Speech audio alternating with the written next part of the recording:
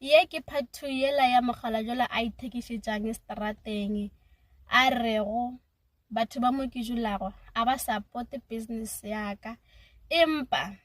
ke sa tšwela pele ke a rekiša ka gobane ke na le ditlogolo ke na le bana even though bana baka go na le gore o tšwile tseleng ngwananyana o ithatela dilo a nyaka go marketa a nyaka go felela dithuto tša gagwe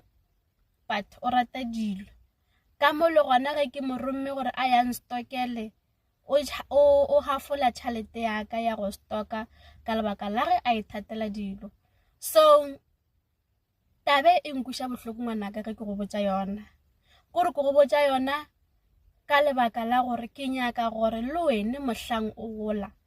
goba if o na le motho le gore wa rekiša mo o dulang o se ka fo mo feta fela at least support because a o tsebe gore yona 1 ranta yeo o